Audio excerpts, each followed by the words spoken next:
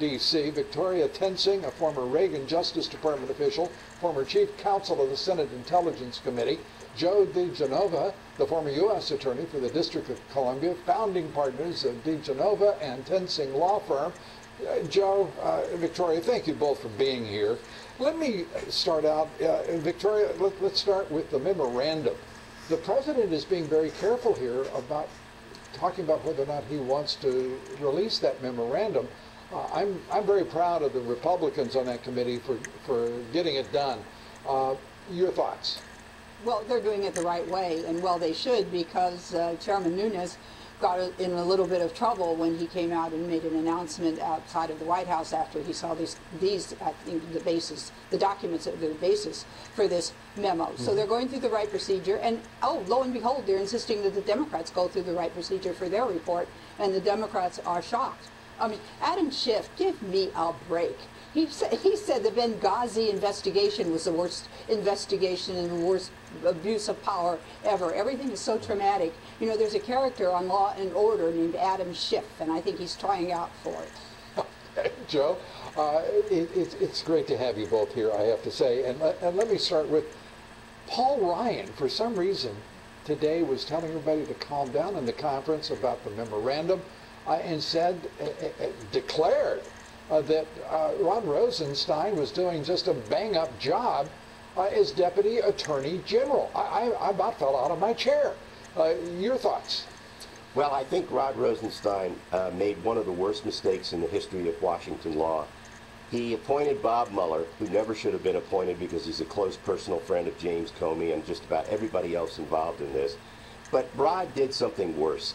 He created a mandate for Mueller which had no limitations of time, money, subject matter. He didn't even name a crime that was being investigated, which was a violation of the Department of Justice regulations.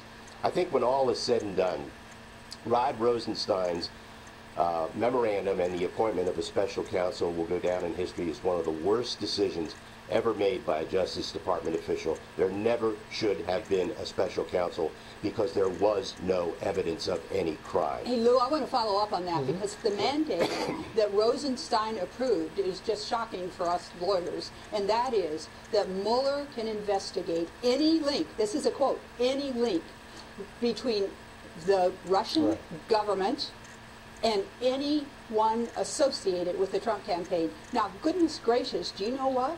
An Iowa farmer who sells corn to Russia and is supportive of Trump could be taken up in that mandate. It is frightening. And I want to ask you both this. I mean, everyone is acting as if all of this is irreparable. The president thinks about firing Mueller, apparently, but decides against it, and the New York Times has a conniption trying to make thought a sin, and secondarily, everyone, Democrats and Republicans alike, seem to suggest that this is irreparable in any way, this broad, ambiguous mandate for the special counsel. Is that the case? Well, here's the thing, Lou.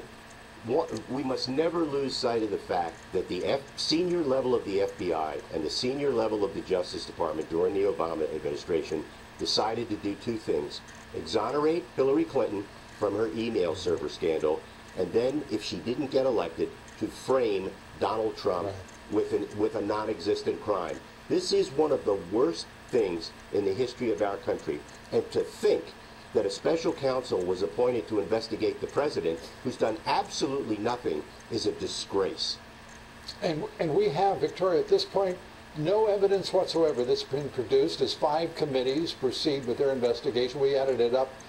This is a couple of weeks now out of date, but we figured it was 6.5 years of investigation of collusion, which no one can define as a crime.